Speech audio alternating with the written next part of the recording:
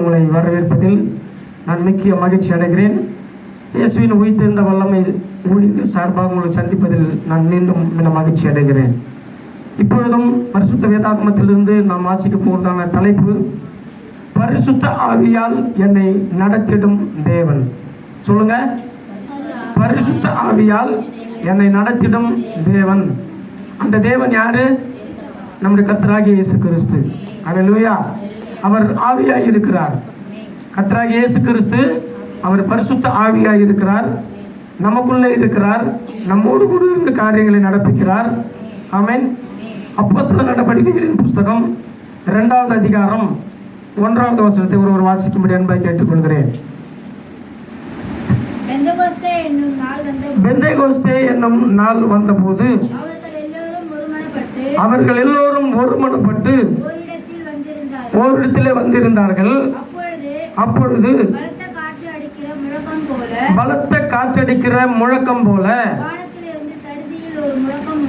வானத்திலிருந்து சடிதியாய் ஒரு முழக்கம் உண்டாகி அவர்கள் உட்கார்ந்திருந்த வீடு முழுவதையும் நிரப்பிட்டு, அல்லாமலும் அக்கினிமயமான நாவுகள் போல பிரிந்திருக்கும் நாவுகள் அவர்களுக்கு காணப்பட்டு அவர்கள் ஒவ்வொருவர் மேலும் வந்து அமர்ந்தது. அவர்கள் எல்லோரும் பரிசுத்த ஆவியினாலே நிரப்பப்பட்டு ஆவியானவர் தங்களுக்கு தந்தருளின வரத்தின்படியே வெவ்வேறு பாஷைகளிலே பேச தொடங்கினார்கள். கரங்களை தட்டி கர்த்தருடைய நாமத்தை மகிமைப்படுத்தலாமா? அப்ப பற்பல பாஷைகளிலே பேச தொடங்கினார்கள். அப்ப அந்நிய பாஷை என்பது ஒன்று உண்டா இல்லையா? இந்த வசனத்தின்படி பார்த்தீங்கன்னா பரிசுத்த ஆவியானவர் இருக்கிறார். எத்தனை பேர் நம்புறீங்க? பரிசுத்த ஆவியானவர் இருக்கிறார் சொல்லி நம்புகிறவர்கள் அந்நிய பாஷை இருக்குதுன்னு சொல்லி நம்பி ஆகணும். ஏன்னா அதுதான் வேத சத்தியம். அல்லேலூயா. பலத்த காற்றடிக்கிற முழக்கம் போல வானத்திலிருந்து சடிதியாய் ஒரு முழக்கம் உண்டாகி அவர்கள் உட்கார்ந்திருந்த வீடு முழுவதையும் நிரப்பிற்று. இப்ப நாம் தேவனை ஆராதித்துக் கொண்டிருக்கிறோம். இந்த ஏழையில் அவரை துதித்துக் கொண்டிருக்கிறோம். அவரை துதித்து அவரை பாடி அவரை மகிமைப்படுத்தும் பொழுது இந்த எல்லையிலையும் பரிசுத்த ஆவியாரோட அபிஷேகம் வந்திருக்கிறது. அதை நம்புகிறவர்கள் அந்த ஆவியை பெற்றுக் கொள்ளலாம். ஆமென். பரிசுத்த ஆவியானவர் இருக்கிறார் என்று சொல்லி நம்பினா மட்டும்தான் பரிசுத்த ஆவியை பெற்றுக்கொள்ள முடியும். அந்நிய பாஷை வரங்களை பெற்றுக்கொள்ள முடியும். அல்லேலூயா. அப்பொழுது 4வது வசனத்தை பார்க்கும்போது அவர்கள் எல்லோரும் பரிசுத்த ஆவியினாலே நிரப்பப்பட்டார்கள். ஆவியானவர் தங்களுக்கு தந்தருளின வரத்தின்படியே வெவ்வேறு பாஷைகளிலே பேச தொடங்கினார்கள். ஆமென். இப்படி எல்லோரும் பரிசுத்த ஆவியினால் நிறைந்த போது பாவங்கள் நீங்கி போனது. அக்கினிமயமான நாவுகள் வந்து அமர்ந்த பொழுது பாவக்கரைகள் முற்றிலுமாய் எரிந்து போனது. புறஜாதியாராக இருந்தவர்களும் இயேசுவுக்கு சொந்தக்காரர்கள் ஆனார்கள். ஆமென். இப்ப நம்ம யாரு? புறஜாதியாராக இருந்த நம்ம இயேசுவுக்கு சொந்தக்காரர்கள் அல்ல. முன்னே அந்நியராயும் தேவனுக்கு விரோதம் உள்ளவர்களாயும் அவருக்கு சத்துருவாகளையும் இருந்தோம். என்றைக்கு நம்ம இயேசு கிறிஸ்துவை ஏற்றுக்கொண்டோமோ அவர் புறஜாதி மக்களாகிய நமக்காக சிலுவையில் அறைந்து அவர் இரத்தத்தை சிந்தி பாவத்தில் இருக்கிற நம்மை பரிசுத்தமாய் மாற்றுவதற்காக புறஜாதியார் இருந்த நம்மை மகளாக தெரிந்து கொண்டார். அத்தனை நல்ல தெய்வத்தை நாம் ஆராதித்துக் கொண்டிருக்கிறோம். இப்போதான் நாம் அவருடைய பிள்ளைகள். அதுக்கு முன்னாடிலாம் நாம் அவருடைய பிள்ளைகள் கிடையாது. ஆமென். இப்போதான் நாம் அவருடைய பிள்ளைகளாக இருக்கிறோம்.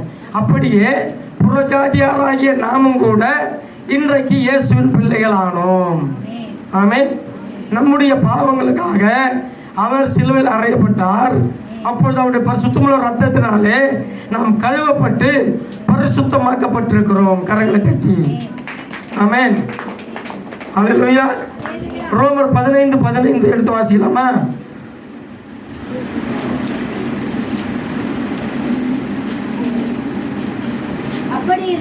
அப்படி இருந்தும் சகோதரரே புறஜாதியாராகிய ரோமர் 15:15 தான் நம்ம வாசிக்கிறீங்க. பக்கம் சொல்லுங்க. அப்படி இருந்தும் வாசிப்போம். அப்படி இருந்தோம் சகோதரரே, புறஜாதியாராகிய பலி பரிசுத்த ஆவியினாலே பரிசுத்தமாக்கப்பட்டு தேவனுக்கு பிரியமான பலியாகும்படிக்கு நான் தேவனுடைய சுவிசேஷ ஊழியத்தை நடத்தும் ஆசாரியனாய் இருந்து புறஜாதிகளுக்கு இயேசு கிறிஸ்துவினுடைய ஊழியனாகும் பொருட்டு தேவன் எனக்கு அளித்த கிருபையினாலே உங்களுக்கு ஞாபகப்படுத்தும்படிக்கு இவைகளை நான் அதிக தைரியமாய் எழுதினேன் என்று சொல்லியிருக்கிறார்கள். அல்லேலூயா. அப்படி இருந்தும் சகோதரரே, புறஜாதியாராகிய பலி பரிசுத்த ஆவியினாலே பரிசுத்தமாக்கப்பட்டது. எதனால? பரிசுத்த ஆவியினாலதான் பரிசுத்தமாக்கப்பட்டது. இயேசு என்கிற நாமத்தினாலே அது பரிசுத்தமாக்கப்பட்டது. நாம் ஆவியினாலே பரிசுத்தமாக்கப்பட்டிருக்கிறோம். எத்தனை பேர் சொல்ல முடியும்? நம்ம எல்லோருமே பரிசுத்தமாக்கப்பட்டிருக்கிறோம். ஆவியினாலே பரிசுத்தமாக்கப்பட்டிருக்கிறோம். சத்தியத்தினாலே பரிசுத்தமாக்கப்பட்டிருக்கிறோம். இயேசு என்கிற நாமத்தினாலே பரிசுத்தமாக்கப்பட்டிருக்கிறோம். இயேசுடைய ரத்தத்தினாலே பரிசுத்தமாக்கப்பட்டிருக்கிறோம். ஆமென். என்னை பரிசுத்தப்படுத்துகிற பரிசுத்த ஆவியானவர் எல்லாவற்றையும் ஆராய்ந்து அறிந்திருக்கிறார். நம்முடைய இருதயங்களை ஆராய்ந்து பார்க்கிறார். நம்ம எப்படிப்பட்ட நிலைமையில் இருக்கிறோம்? நாம் உண்மையாய் ஆராதிக்கிறோமா? உத்தமமாய் ஆராதிக்கிறோமா? பயபக்தியாய் ஆராதிக்கிறோமா? பரிசுத்தமாய் ஆராதிக்கிறோமா என்று நமக்குள் இருக்கிற பரிசுத்த ஆவியானவரே நம்மை ஆராய்ந்து அறிந்திருக்கிறார். ஆமென். அப்போ நம்ம எந்த அளவுக்கு கர்த்தருக்கு பயப்படுகிற பயத்தோடு கூட இருக்கணும். இயேசு எங்க இருக்கிறாரு? நமக்குள்ள இருக்கிறாரு. அப்போ நம்ம எந்த அளவுக்கு பயபக்தியோடு கூட இருக்கணும். ஆமென். இயேசு நமக்குள்ள இருக்கிறாருன்னு சொல்லி தெரிஞ்சோம் துணிகரமாய் பாவம் செய்ய கூடாது. அல்லேலூயா. 1 கொரிந்தியர் 6ஆம் அதிகாரம் 19வது வசனத்தை எடுத்து வாசிக்கலாம். 1 கொரிந்தியர், உங்கள் சரீரமானது உங்கள் தேவனாலே பெற்றும் உங்களில் தங்கியும் இருக்கிற பரிசுத்த ஆவியினுடைய ஆலயமாய் இருக்கிறது என்று நீங்கள் உங்களுடையவர்கள் அல்ல என்று அறியீர்களா? அல்லேலூயா. இப்ப சொல்லுங்க, நாம் யாருடையவர்கள்? நம்ம யாருடையவர்கள்மா? இப்பதான வசனத்துல வாசித்தாங்க, நீங்கள் உங்களுடையவர்கள் அல்ல என்று அறிந்திருக்கிறார்களே. அப்ப நாம் நம்முடையவர்கள் அல்ல. அப்ப நம்ம யாருக்கு சொந்தமானவர்கள்? இயேசுவுக்கு தான் சொந்தமானவர்கள். ஆமென். அப்ப நாம் நமக்கு சொந்தம் இல்லையே. மீட்கப்பட்ட பாவி, நீ உனக்கு சொந்தம் இல்லையேன்னு ஒரு பாட்டு இருக்குது.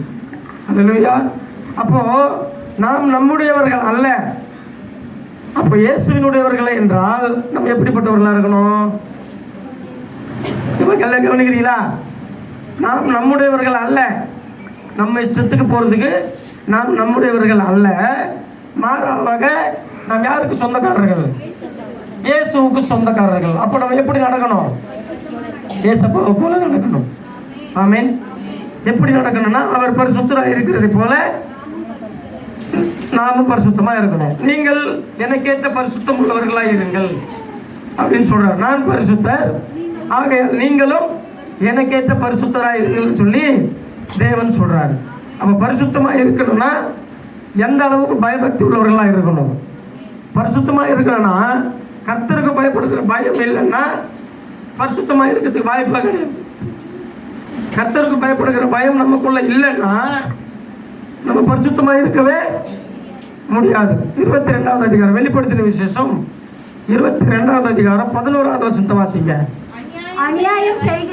அநியாயம் செய்கிறவன் இன்னும் அநியாயம் செய்யட்டும். அசுத்தமாய் இருக்கிறவன் இன்னும் அசுத்தமாகட்டும்.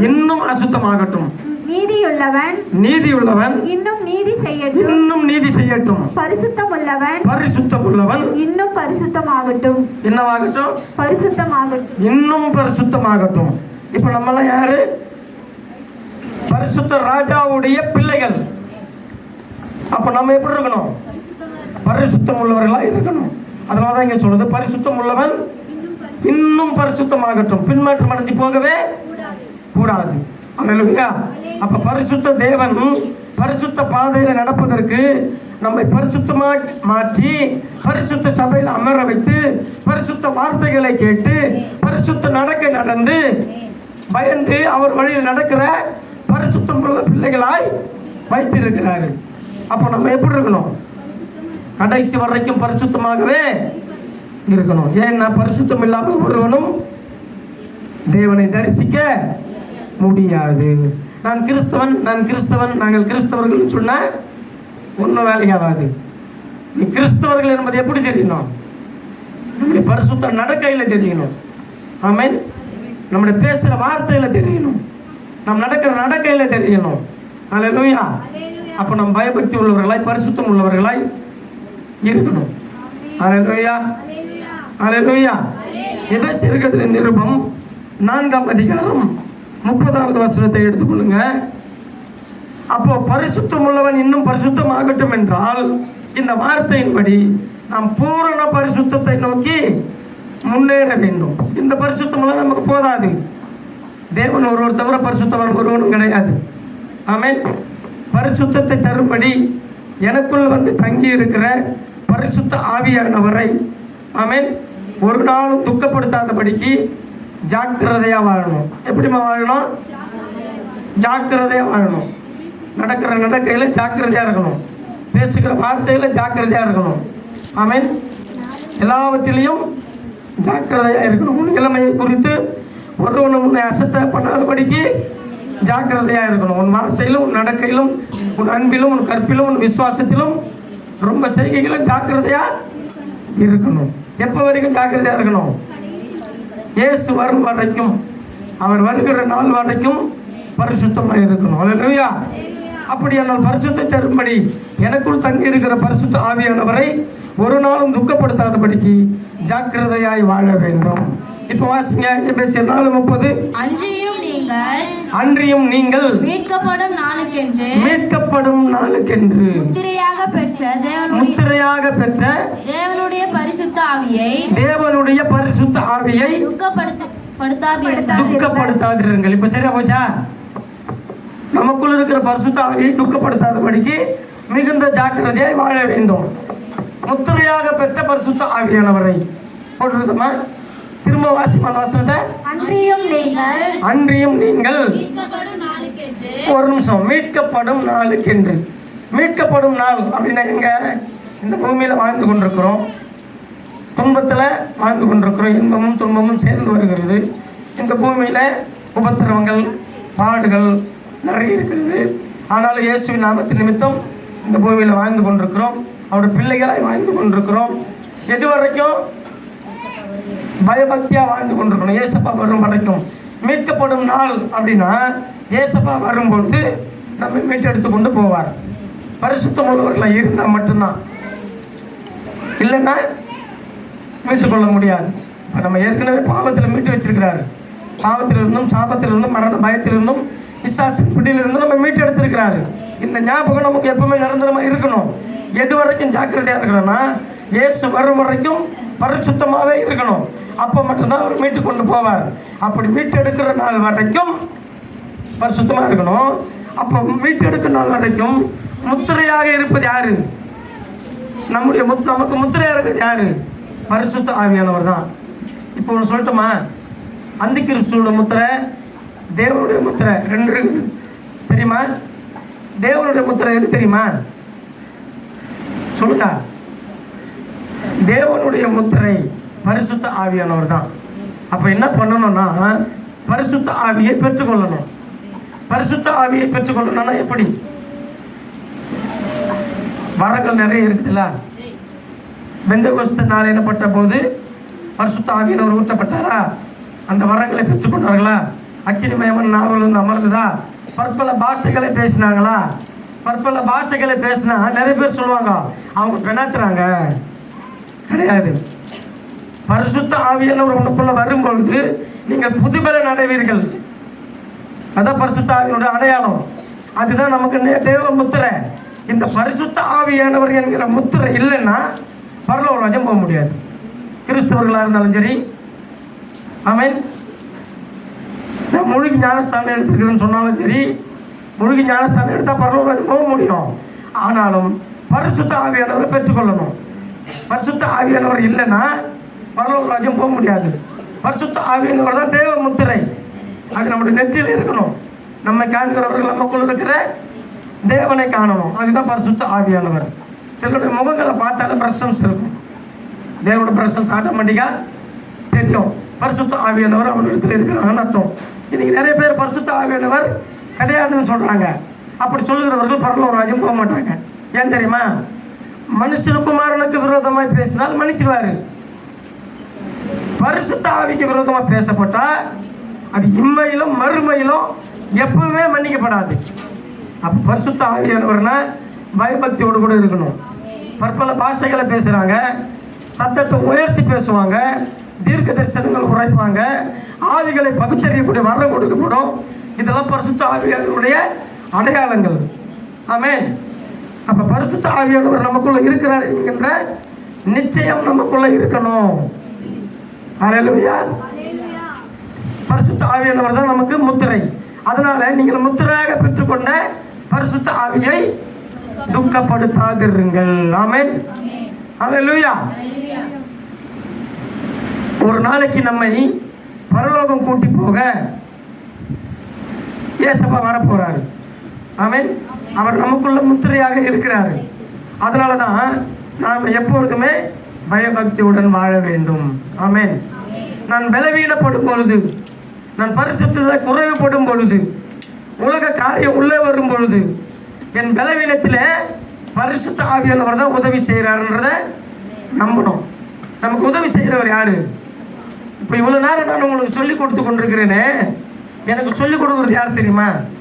நம்ம எல்லாருக்குமே சொல்லிக் கொடுக்குறது யார் தெரியுமா? பரிசுத்த ஆவியானவர் தான். இயேசு என்கிற நாமத்தினால பரிசுத்த ஆவியானவர் தான் நமக்கு பரிசுத்த வேதங்களில் அர்த்தங்களை சொல்லிக் கொடுக்குறாரு. பரிசுத்த ஆவியானவர் இல்லைன்னா ஒன்றுமே கிடையாது. அப்போ பரிசுத்த ஆவியில யாருன்னு கேட்டீங்கன்னா இயேசு கிறிஸ்து.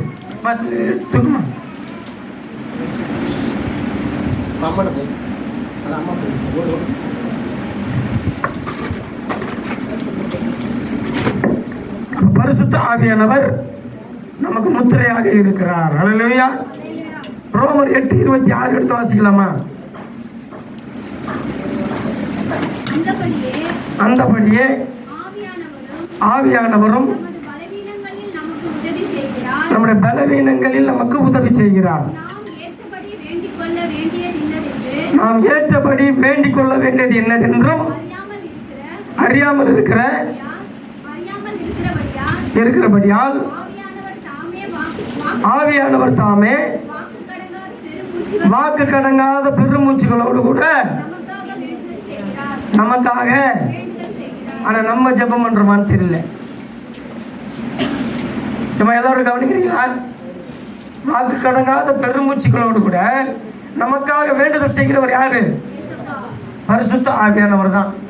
ஆனால் நம்ம ஜெபம் பண்றோமா நமக்காகன்னு தெரியல. நமக்காக நம்ம ஜெபம் பண்றோமான்னு தெரியல. ஆனால் நமக்காக பரிசுத்த ஆவியானவர் வேண்டுதல் செய்து கொண்டிருக்கிறார் ஒவ்வொரு நாளும். அதனால தான் அவர் தேவனுடைய வலது பாரிசத்தில் போயிட்டு வீற்றிருக்கிறார். ஹல்லேலூயா. அப்போ நாம் என்ன செய்யணும்? ஜெபிக்கணும்.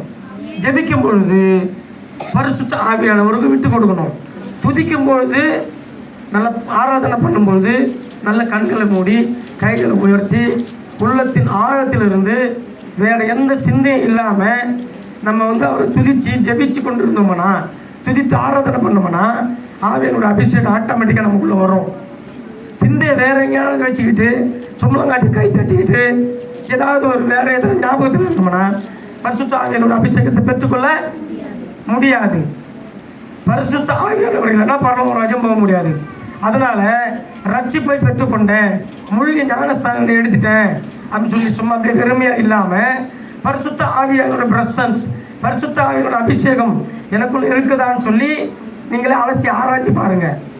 பரிசுத்த ஆவியானவர் இல்லைன்னா பற்பல பாஷைகளை பேசக்கூடிய அதிகாரம் எனக்கு இல்லாமல் போயிட்டு எனக்கு ஆவியானோட பாஷை வரலை, தரிசனங்கள் என்னால் பார்க்க முடியல, ஆவிகளை பகுத்தறியக்கூடிய வரம் எனக்கு இல்லை, தீர்க்க தரிசனம் முறைக்கிற வரம் எனக்குள்ள இல்லை அப்படின்னு சொன்னால் நல்லா ஒப்பு கொடுங்க.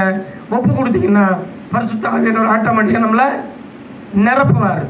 பரிசுத்த ஆராதனையில் பரிசுத்த ஆவியோட அபிஷேகம் வரும்பொழுது, இப்போ நான் அந்நிய பாஷை பேசுகிற மாதிரி ஏதோ சொல்கிறேன்னு வச்சுக்கோ, அவங்க ஒரு பெனாத்தி எடுக்கிறாருன்னு சொல்லி நினச்சினா கட்சி வரைக்கும் நீ பரிசுத்த ஆவியோட அபிஷேகத்தை பெறவே முடியாது, பரவராஜ் போகவே முடியாது. அவர்களுக்கு கொடுக்கப்பட்ட பாஷையில் பேசுனாங்க. கரெக்டாக ஒவ்வொருத்தருக்கும் ஒவ்வொரு மாதிரி பேசுவாங்க. அதனால் பார்க்குறதுக்கு பெனாத்துற மாதிரி தான் தெரியும். பைத்தியக்காரன் தான் சொல்லுவாங்க, நான் கர்த்தருக்குள் பரிசுத்தமாக இருக்கிறேன், நான் கர்த்தருக்குள் பைத்தியக்காரனாக இருக்கிறேன். ஆமென். உன் பார்வைக்கு பைத்தியக்காரனாக இருந்தால் எனக்கு பிரச்சனை இல்லை, ஆனால் நான் பரிசுத்த ஆவியை பெற்றுக் கொண்டிருக்கிறேன். இது எத்தனை பேர் அர்ப்பணிக்க முடியும்? அதனால் ஒருவேளை பரிசுத்த ஆவியோட அபிஷேகம் எனக்குள்ளே இல்லை, எனக்குள்ளே வரலை, நான் இன்னும் ஆவியில் நிரம்பி அபிஷேகம் பெறலை, பரிசுத்த பாஷை நான் இன்னும் பேசலை அப்படின்னா அதுக்காக ஜெபித்துக் கொள்ளுங்கள். ஆமென். ஹல்லேலூயா. அப்போ கர்த்தருக்கு விரோதமாய் பாவம் செய்யாதபடிக்கு என்னை பரிசுத்த ஆவியானவர் தடுத்து நிறுத்துகிறார். பாவம் செய்யாதபடிக்கு தடுத்து நிறுத்துறது கூட பரிசுத்த ஆவியானவர் தான். ஆமென். ஒரு தப்பான பாதைக்கு போகாதபடிக்கு இயேசு என்கிற நாமத்தினால நம்மளை தடுத்து நிறுத்துறவர் பரிசுத்த ஆவியானவர் தான். ஹல்லேலூயா. அதாவது திரும்ப ஒரு வார்த்தை வருது, மனுஷகுமாரனுக்கு விரோதமாய் பேசப்படுகிற வார்த்தைகள் மன்னிக்கப்படும். அதாவது இயேசு என்கிற பெயர் நிமித்தம் இயேசுப்பாவை பற்றி குறை சொல்கிறான்னு வச்சுக்கேன், அது மன்னிச்சுவார். ஆனால் பரிசுத்த ஆவியானவருக்கு விரோதமாக யார் பேசினாலும், அது கிறிஸ்தவர்களாக இருந்தாலும் சரி, மற்றவர்களாக இருந்தாலும் சரி, சபையில் இருந்துக்கிட்டு பரிசுத்த ஆவியானவரை குறித்து விரோதமாக பேசி கொண்டிருந்தா அவங்க கிறிஸ்தவர்களே கிடையாது. பரிசுத்த ஆவிக்கு விரோதமாக பேசினா அது இம்மையிலும் மறுமையிலும் மன்னிக்கப்படவே மாட்டாது. அதில் மிகுந்த ஜாக்கிரதையாயிருங்க. ஆமென். நான் உத்தம இருதயத்தோடு கூட நடந்து கொள்வேன் அப்படின்னு சொல்லி தேவனுடைய வீட்டில் எங்கேயுமே நம்ம என்ன பண்ணணுமா? உத்தம இருதயத்தோடு கூட நடந்து கொள்ள வேண்டும். ஆமென். நீர் எனக்கு விரோதமாய் பாவம் செய்யாதபடிக்கு உன்னை தடுத்தேன். வசனம் சொல்லுது. அப்பா சொல்றாரு, நம்மெல்லாம் தேவனுக்கு விரோதமாய் பாவம் செய்யாதபடிக்கு தடுத்து நிறுத்துறாரு பரிசுத்த ஆவியானவர் மூலமா. இல்லைன்னா நம்மெல்லாம் கெட்டு குடிச்சவராக தான் போவோம். பரிசுத்த ஆவியானவர் மாத்திரம் நமக்குள்ள இல்லைன்னா எல்லாமே கரெக்டுன்னு நினச்சிப்போம். ஆமென். புரியுதா? எல்லாமே கரெக்டுன்னு நினச்சிப்போம், ஆனால் ஏடா உடம்பு போய் மாட்டிப்போம். ஆனால் பரிசுத்த ஆவியானவர் நமக்குள்ள இருந்தால் நம்முடைய மாம்சீக கண்களுக்கு மாம்சீக உணர்வுக்கு சரியாக இருக்கிற மாதிரி தெரியும். ஆனால் அதை அப்பா சொல்லுவார், மகனே உன்னுடைய வெளி தோற்றத்துக்கு, உன்னுடைய முகப்பார்வைக்கு, உன்னுடைய மாம்சீக கண்களுக்கு இது கரெக்டாக இருக்கிற மாதிரி தெரியுது, ஆனால் இது தப்பு, நீ வேலைக்கு வா, தூரமாக வா, பாவம் செய்யாதேன்னு சொல்லி தடுத்து நிறுத்துகிறவர் தான் இயேசு என்கிற நாமத்தினால நம்மை நடத்துகிற பரிசுத்த ஆவியானவர். தலைப்பு என்ன சொன்னேன்? பரிசுத்த ஆவியால் என்னை நடத்திடும் தேவன். கரெக்டாக வந்துச்சா இப்போ? அல்லேலூயா. அப்போ இப்படியெல்லாம் இயேசு நமக்கு நன்மை செய்து பாதுகாத்து பராமரித்து வரும்போது ஆமென் நடத்துகிறாருன்னா நம்ம எந்த அளவுக்கு பரிசுத்தமாக இருக்கணும்? அவருக்கேற்ற பரிசுத்தமாக இருக்கணும். அல்லேலூயா. அவர் வரும்பொழுது நம்மை பரலோகம் கூட்டி போக வேண்டும். அதனால் இந்த பூமியில் நாம் குற்றமற்றவர்களாய் வாழ வேண்டும், பயபக்தி உள்ளவர்களாய் வாழ வேண்டும், பரிசுத்தம் உள்ளவர்களாய் வாழ வேண்டும். எப்போதும் நமக்குள்ளேயே இருந்து கொண்டு நம்மை வழி நடத்துகிற பரிசுத்த ஆவியானவர் பயபக்தியோடு கூட நம்ம வாழணும். ஆமென். நாம் பயபக்தியோடு கூட வாழ்வதற்கு அவர் நமக்கு கண்காணிப்பாளராக இருக்கிறார். அல்லேலூயா. அவர் தான் நம்மை நடத்தி கொண்டிருக்கிறார். ஊழியத்திற்காக சுவிசேஷம் அறிவிக்க அவருக்கென நம்மை தெரிந்து கொண்டிருக்கிறார். நம்ம எல்லாரும் என்ன மாத்திரம் இல்லை, நம்ம எல்லாருமே அவருக்கென்று தெரிந்தெடுத்திருக்கிறார். நாம் அவருடையவர்களாக இருக்கிறோமா? ஆமென். பார்க்கணும். 2 தெசலோனிக்கேயர் 2ஆம் அதிகாரம் 13வது வசனத்தை வாசிங்க. 2 தெசலோனிக்கேயர் 2ஆம் அதிகாரம் 13வது வசனம்.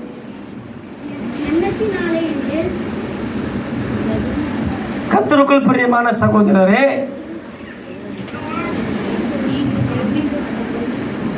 1-2 போட்டு வச்சுக்கிறீங்க. நான் கர்த்தருக்குள் பிரியமான சகோதரரே, ஆவியினாலே பரிசுத்தமாக்கப்படவும் சத்தியத்தை விசுவாசிக்கிறதினால் ரட்சிக்கப்படவும் ஆதி முதல் தேவன் நம்மை தெரிந்து கொண்டபடினாலே. கரங்களை தட்டி அல்லேலூயா, ஆமென், அல்லேலூயா. ஆவியினாலே பரிசுத்தமாக்கப்படவும். அப்போ யார் நம்மளை பரிசுத்தமாக்குறது?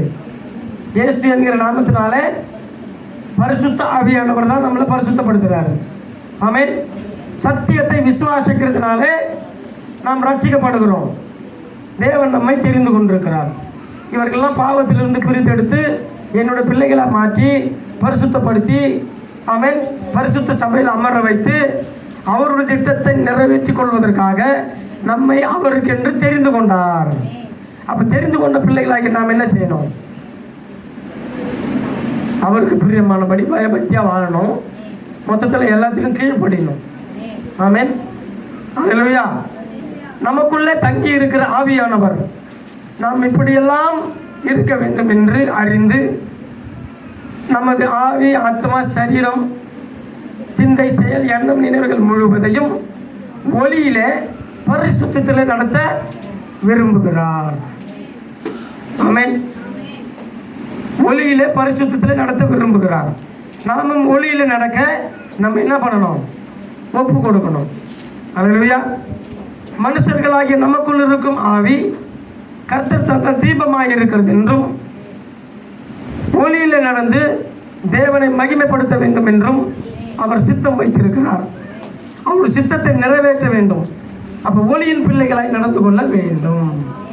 ஏனெனில் நீதிமொழிகளின் புஸ்தகம் 20வது அதிகாரம் 27வது வசனத்தை எடுத்து வாசிக்கலாமா? மனுஷனுடைய ஆவி கர்த்தர் தந்த தீபமாய் இருக்கிறது. அதில் உள்ளத்தில் உள்ளவைகளை எல்லாம் ஆராய்ந்து பார்க்கும். நம்முடைய ஆவி ஜெபம் பண்ணும்போது கவனிங்க, நம்ம ஜெபம் பண்ணும்போது மாம்சீகமாக ஜெபம் பண்ண ஆரம்பிக்கிறோமா? அன்பின் பரலோக பிதாவே, மகிமையானவரே, மாசற்றவரே, தூயாதி தூயவரே, துதிகளுக்கு பாத்திரராக இருக்கிறவர் அப்படின்னு சொல்லி ஸ்டார்டிங்கில் மாம்சீகமாக தான் நம்ம ஜெபம் பண்ண ஆரம்பிக்கிறோம். அப்படி மாம்சீகமாக ஜெபம் பண்ணி கொண்டு நம்முடைய ஆவி, ஆத்மா, சரீரம், சிந்தை, செயல் எல்லாத்தையும் ஒருநிலைப்படுத்தி நம்ம ஆவியில் நிரம்பி ஜெபிக்கணும். மாம்சீகமாக ஜெபிக்க ஆரம்பிக்கிற நம்ம கொஞ்ச நேரம் அப்படியே ஜெபிச்சுக்கிட்டே இருக்கும்போது, அர்ப்பணிப்போடு கூட ஜெபிச்சுக்கிட்டு இருக்கும்போது நமக்குள் இருக்கிற ஆவியானவர் ஜெபம் பண்ணுவார். அதை கரெக்டாக உணரணும். உணர்ந்து அந்த ஆவியானவருக்கு விட்டு கொடுத்து ஜெபம் பண்ணும்போது அந்த ஜெபம் பயங்கரமாக இருக்கும். அந்த ஜெபம் பரிசுத்தம் உள்ளதாக இருக்கும். அந்த ஜெபத்தில் தரிசனத்தை பார்க்கலாம். அந்த தரிசனத்தில் அபிஷேகத்தை பெற்றுக்கொள்ளலாம். அப்போ நம்ம ஜெபம் பண்ணும்போது மேலோட்டமாக ஜெபம் பண்ணாமல் ஆவியில் நிரம்பி ஜெபம் பண்ணணும். அப்போது நமக்குள்ள இருக்கிற பரிசுத்த ஆவியானவர் நம்மோடு கூட இணைந்து ஜெபம் பண்ணுவார். இதுதான் ஜெபம். அப்போ தான் அந்த ஜெபம் கருத்தாக இருக்கும். ஆமென். பூமியில் நடக்க போகிற காரியங்களை தரிசனத்தின் மூலமாக வெளிப்படுத்துவார். அல்லேலூயா. அப்போ நம்ம ஆவியில் நிரம்பி ஜெபிக்கிறவர்களாக இருக்கணும். ஆமென். அப்போ மனுஷனுடைய ஆவி தன்னைத்தான தீபமாக இருக்கிறது. அது உள்ளத்தில் உள்ளவைகளை எல்லாம் ஆராய்ந்து பார்க்கும். நீ உண்மையாக ஜெபம் பண்ணுறியா, இல்லை மாய்மாலமாக ஜெபம் பண்ணுறியா, நீ உள்ளத்தின் ஆழத்திலிருந்து ஜெபம் பண்ணுறியா, இல்லை உதட்டாளவில் ஜெபம் பண்ணுறியா, நீ பரிசுத்தமாக இருந்து ஜெபம் பண்ணுறியா, இல்லை பாவத்திலேயே கிடக்கிறியா, எல்லாமே பரிசுத்த ஆவியானவருக்கு தெரியும். ஆமென். பாஸ்டரை ஏமாற்றலாம், இல்லை கூட இருக்கிற அப்பா அம்மாவை ஏமாற்றலாம், இல்லை கூட இருக்கிற சகோதர சகோதரிகளை ஏமாற்றலாம். ஆனால் பரிசுத்த ஆவியானவரை ஏமாற்றவே முடியாது. அல்லேலூயா. அப்போ பரிசுத்த ஆவியால் என்னை நடத்திடும் என் தேவனாகிய கர்த்தரை, என் தேவனை என்ன செய்யணும்? மகிமைப்படுத்த வேண்டும். யோவான் எழுதின சுவிசேஷம் 4வது அதிகாரம் 24வது வசனத்தை வாசிங்க. யோவான் எழுதின சுவிசேஷம். தேவன் ஆவியாய் இருக்கிறார். அவரை தொழுது கொள்ளுகிறவர்கள் ஆவியோடும் உண்மையோடும் அவரை தொழுது கொள்ள வேண்டும் என்றார். ஏமா, நம்ம கர்த்தரை தொழுது கொள்கிறோம். அவர் எப்படி இருக்கிறாரு? ஆவியாக இருக்கிறாரு. அப்போ ஆவியாய் இருக்கிற தேவனை தொழுது கொள்கிற நாமும் எப்படி தொழுது கொள்ளணும்? உண்மையோடும் உத்தமத்தோடும் ஆவியோடும் தொழுது கொள்ள வேண்டும். ஆமென். ஹல்லேலூயா. பரிசுத்த ஆவியினாலே அவரை தொழுது கொள்ள வேண்டும். பயபக்தியோடு கூட அவரை தொழுது கொள்ள வேண்டும். ஆவியோடும் உண்மையோடும் தொழுது கொள்ள வேண்டும். ஹல்லேலூயா. அப்படி நான் தொழுது கொள்வேன் என்று சொல்லுகிறவர்கள் எத்தனை பேர்? பரிசுத்த ஆவியானவர் அப்படி ஆவியோடும் உண்மையோடும் தொழுது கொள்ளும் பொழுது எனக்குள் இருக்கிற பரிசுத்த ஆவியானவர் என்னை தம் அக்கினிமயமான அபிஷேகத்தினால் நிரப்புவார். ஹல்லேலூயா. அக்கினியின் அபிஷேகத்தினால் நிரப்புவார். அபிஷேகத்தில் நிறைய அபிஷேகம் இருக்குது. அக்கினியின் அபிஷேகம் வந்துச்சுன்னா பிசாசு நம்ம கிட்ட நெருங்கவே முடியாது. ஹல்லேலூயா. எதுக்குமே பயப்படுகிற பயமே நமக்குள்ள இருக்காது. ஹல்லேலூயா. ஆவியானோட அபிஷேகத்தின் வல்லமை நம்ம பெற்றுக்கொண்டு ஆகணும். லூக்கா எழுதின சுவிசேஷம் 12:49 வாசிமா. பூமியின் மேல் அக்கினியை போட வந்தேன், அது இப்பொழுது பற்றி எறிய வேண்டும் என்று விரும்புகிறேன். இந்த பரிசுத்த அக்கினி நமக்குள்ள இருந்து ஊற்றப்படுகிறதான அக்கினி. அப்போ நமக்குள்ள இந்த பரிசுத்த ஆவியோட அக்கினி ஊற்றப்படும் பொழுது பாவ எண்ணங்கள் சிதறடிக்கப்பட்டு போகும். பாவ கரைகள் எரிஞ்சு சாம்பலா போகும். பாவம் செய்கிற எண்ணம் நமக்குள்ள வரவே வராது. அதனால தான் ஆவியில் நிரம்பி ஜெபிக்கணும். பரிசுத்த ஆவியானவர் அக்கினியின் அபிஷேகத்தை தருவார். எப்போ? துதிக்கும் பொழுது அக்கினியின் அபிஷேகத்தை தருவார். நல்ல பாடலை பாடி கரங்களை தட்டி உற்சாகமா ஆராதனை பண்ணும்போது அந்த அபிஷேகத்தை தருவார். இன்னைக்கு நிறைய பேர் ஆராதனைக்கு வர மாட்டாங்க. ஏன்னா எனக்கு அபிஷேகம் தேவையில்லைன்ற மாதிரி. ஆமென். அப்போ அந்த அக்கினிமயமான அபிஷேகம், ஹல்லேலூயா, அவரை துதிக்கும் போதும் அவரை பாடும் போதும் ஜெபிக்கும் போதும் அக்கினிமயமான அபிஷேகம் வரும். அப்போ நம்ம என்ன சொல்லணும்? துதிக்கணும், ஜெபிக்கணும். ரெண்டுமே பண்ணலன்னா தேவன் அபிஷேகத்தை பெற்றுக்கொள்ளவே முடியாது. ஹல்லேலூயா. பூமியின் மேல் அக்கினியை போட வந்தேன், அது இப்போது பற்றி எறிய வேண்டும் என்று விரும்புகிறேன். சுவிசேஷம் என்கின்ற அக்கினி. அப்போ நம்ம எல்லோரும் சுவிசேஷம் அறிவிக்கணும். சுவிசேஷம் அறிவிக்கிறோமா? நம்மளே வீட்டில் ஜெபம் பண்ணுறது இல்லை. விட ஜெபம் பண்ணிட்டுமா? திங்கக்கிழமை கூட்டு ஜெபம், செவ்வாய்க்கிழமை குடும்ப ஜெபம், புதன்கிழமை வேத பாடம் அப்படின்னு ஒரு பாட்டே இருக்குது. அதில் எங்கே போச்சுன்னே தெரியல. கரெக்டா? திரும்ப ரீப்ரெஸ் பண்ணுறதுக்காக தான் அப்பா என்ன பண்ணாருன்னா, பூமியின் மேல் அக்கினியை போட வந்து அது இப்பொழுது பற்றி எறிய வேண்டும் என்று விரும்புகிறேன். எத்தனை பேருக்குள்ள பற்றி எறியது போகுதுன்னு தெரியல. பார்ப்போம். ஹல்லேலூயா. அப்போ அக்கினி பற்றி எறியும் பொழுது மனுஷனுக்குள்ள இருக்கிற பாவமும் பற்றி எரியும். பாவம் பற்றி எரிஞ்சிச்சுன்னா என்ன ஆகும்? பரிசுத்தமாகும். ஹல்லேலூயா. ஏசாயா 4:3-4 வாசிக்கலாமா? இப்படி தேவ பரிசுத்த அக்கினி என் மேல் ஊற்றப்படும் பொழுது பாவ கிரியைகள் மற்றும் எல்லா பிசாசு கிரியைகளும் ஜென்ம சுபாவ கிரியைகளும் எரிஞ்சு சாம்பலாய் போகும். இயேசுவின் நாமத்தினாலே. ஹல்லேலூயா. ஆமென். நான் கர்த்தரோடு இருக்கிறேன், அவரோடு ஒரே ஆவியாக இருக்கிறேன் அப்படின்னு சொல்லி நம்ம அறிக்கை செய்யணும். சரி, 1 யோவான் 5:18 வாசிங்க.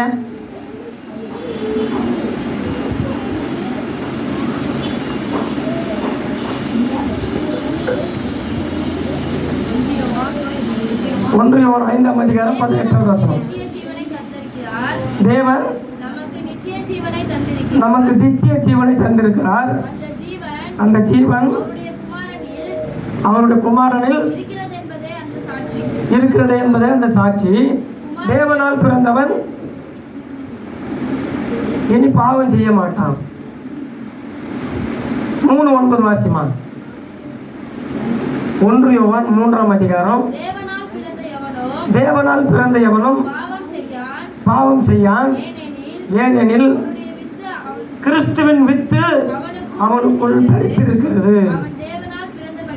தேவனால் பிறந்தபடினால் பாவம் செய்ய மாட்டான். ஹல்லேலூயா. நம்ம யாரால் பிறந்திருக்கிறோம்? தேவனால் நாம் பிறந்திருக்கிறோம் என்று சொன்னால் பாவம் செய்ய மாட்டோம் என்று வேதத்தில் எழுதப்பட்டிருக்கிறது. நாம் அப்படிப்பட்டவர்களாக இருக்கிறோமா? நம்மை நாமே அழைச்சி ஆராய்ச்சி பார்த்து கொள்வது நல்லது. ஆமென். நான் தேவ ஆவியினால், ரோமர் 8:14 இப்படியாய் சொல்லுகிறது, நான் தேவ ஆவியினால் நடத்தப்படுகிறவன். ஆமென். கலாத்தியர் 5:16 இப்படி சொல்லுகிறது, ஆவிக்கேற்றபடி நடந்து கொள்ளுங்கள், அப்போது மாம்ச இச்சைகளை நிறைவேற்றாதிருப்பீர்கள் என்று. ஆமென். அல்லேலூயா. அப்போ பாவம் செய்யாதபடிக்கு பரிசுத்தமாக வாழணும்னா முதல்ல கர்த்தருக்கு பயந்து அவர் வழிகளில் நடக்கணும், அவர் கற்பனைகளை கை கொள்ளணும், சபை கூடுதலை விட்டு விடக்கூடாது, ஜபம் செய்யணும், ஆராதனையில் கலந்து கொள்ளணும். ஆமென். எப்பொழுதும் வேதத்தை வாசிக்கணும், ஜபம் பண்ணணும். அல்லேலூயா. அப்போஸ்தலர் நடவடிக்கைகளின் புஸ்தகம் 1ஆம் அதிகாரம் 8வது வசனம் வாசிங்க. அப்போஸ்தலர், பரிசுத்த ஆவி உங்களிடத்தில் வரும்போது நீங்கள் பலன் அடைந்து எருசலேமிலும் யூதேயா முழுவதிலும் சமாரியாவிலும் பூமியின் கடைசி பரியந்தமும் எனக்கு சாட்சிகளாக இருப்பீர்கள் சொல்லி தேவன் அப்போது சொன்னார். இஸ்ரவேல் ஜனங்களை பார்த்து, அப்போஸ்தலர்களை பார்த்து, அங்கே இருக்கிற ஜனங்களை பார்த்து சொன்னார். அப்போ பரிசுத்த ஆவி உங்களிடத்தில் வரும்போது, அதே வார்த்தை இப்போ நம்மிடத்தில் பரிசுத்த ஆவி வரும்போது, அப்போ பரிசுத்த ஆவி வராருன்னு அர்த்தம். பரிசுத்த ஆவியானவரை இல்லைன்னு நீ சொன்னேன்னா, பரிசுத்த ஆவியானவர் வந்தாலும் தெரியாது, பேய் பிசாசு வந்தாலும் தெரியாது. ஆமென். பரிசுத்த ஆவியானவர் இருக்கிறாருன்றத முதல்ல நம்பணும். ஆவி அப்படின்னு சொல்லி ஒன்று இருக்குது. இன்னும் நல்லா புரியலன்னா, உங்களுக்கு நல்லா புரியலன்னா ஒன்று சொல்கிறேன். ஆவி இருக்குதுன்னு சொல்லி எத்தனை பேர் நம்புறீங்க? ஆவி உயிர்னு சொல்லலாம், மூச்சுன்னு சொல்லலாம். இப்போ நம்மளோட உயிர் எப்படி இருக்குது? ஆவியாக இருக்குது. அப்போ ஆவி இருக்குதுன்னு அர்த்தம் பரிசுத்த ஆவியானவர் இருக்கிறாருன்னு அர்த்தம். நிறைய சபைகளிலே நிறைய கிறிஸ்தவர்களே பரிசுத்த ஆவியானவர்கள்லாம் கிடையாது அப்படின்னு சொல்கிறாங்க. அதனால தான் வேத வசனம் சொல்லுது, நீ மனுஷகுமாரனுக்கு விரோதமாக பேசினால் மன்னிக்கப்படும், பரிசுத்த ஆவியானவருக்கு விரோதமாக பேசினா அது மன்னிக்கப்படவே படாது. வேதத்திலே இருக்குது, படிச்சுக்கின்னு தெரிஞ்சுக்கங்க. ஆமென். அப்போ பரிசுத்த ஆவியானவர் உங்களிடத்தில் வரும்போதுன்னா பரிசுத்த ஆவியானவர் இருக்கிறார். இதை நீ நம்பினா மட்டும்தான் பரிசுத்த ஆவியானோட அபிஷேகத்தை பெற்றுக்கொள்ள முடியும். அது பற்பல பாஷையாக இருக்கலாம், ஆவிகளை பகுத்தறியக்கூடிய வரமாக இருக்கலாம், அல்லது தீர்க்க தரிசன வரமாக இருக்கலாம், அல்லது வியாக்கியானம் பண்ணுகிற வரமாக இருக்கலாம், அல்லது பிசாசுகளை துரத்தக்கூடிய வரமாக இருக்கலாம், அல்லது குணமாக்கும் வரமாக இருக்கலாம். பரிசுத்த ஆவியானவர் இருக்கிறாருன்னு சொல்லி நீ நம்பினா மட்டும்தான் இந்த வரங்கள் எல்லாம் கிடைக்கும், பெற்றுக்கொள்ள முடியும். இல்லைன்னா பெற்றுக்கொள்ளவே முடியாது. ஆமென். அதனால் பரிசுத்த ஆவி உங்களிடத்தில் வரும்பொழுது, இப்போ நான் சொல்கிறத நீங்கள் சொல்கிறீங்களா? நம்ம எல்லாரும் சொல்கிறீங்களா? பரிசுத்த ஆவியானவர் எங்களிடத்தில் வரும்போது நாங்கள் பலன் அடைந்து மலர்புரத்திலும் அண்ணா நகரிலும் ஸ்ரீபெரும்புதூரை சுற்றிலும் காஞ்சிபுரம் மாவட்டம் எங்கும் பூமியின் கடைசி பரியந்தம் தேவனுக்கு சாட்சிகளாக இருப்போம். கரங்களை தட்டி கத்துள்ள நமக்கு மதிப்பிடலாமா? அப்போ தேவன் நம்ம எதுக்காக தெரிந்து கொண்டிருக்கிறாரு?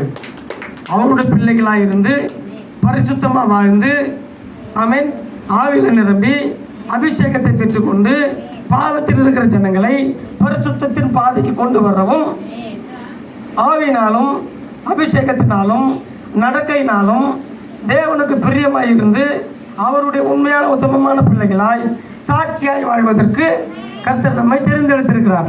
நாம் எப்படி இருக்கிறோம் பார்த்துக்கங்க, அழைச்சி ஆராய்ச்சி பாருங்க. சரி செய்ய வேண்டிய விஷயங்களை சரி செய்து கொள்வோம். கர்த்தர் நாம் யாவரையும் ஆசீர்வதித்து நடத்துவாராக. ஆமென். இன்றைக்கு கொடுக்கப்பட்ட தலைப்பு என்ன? பரிசுத்த ஆவியினால் என்னை நடத்திடும் தேவன். என்னை பரிசுத்த ஆவியானவர் நடத்துகிறார் என்று சொல்கிறவர்கள் எத்தனை பேர்? ஆமென். அப்போ அதை அலசி பாருங்க. பரிசுத்த ஆவியானவர் இயேசு என்கிற நாமத்தினால நம்மை நடத்தும்படி அவருடைய கரங்களில் அடங்கி இருப்போம். தொடர்ந்து ஜெபிப்போம், வீட்டு கூட்டங்களை ஏற்பாடு செய்வோம். இப்பொழுதே அது எரிய வேண்டும் என்று விரும்புகிறேன். இது அக்கினியை போட வந்தேன், அது பற்றி எரிய வேண்டும் என்று விரும்புகிறேன். திரும்ப ஒரு பிரசாயி வீடுகளில் ஜெபம் பண்ணி தேவனுடைய சித்தத்தை நிறைவேற்ற நம்மை நாமே அர்ப்பணிப்போம். ஆமென். ஹல்லேலூயா.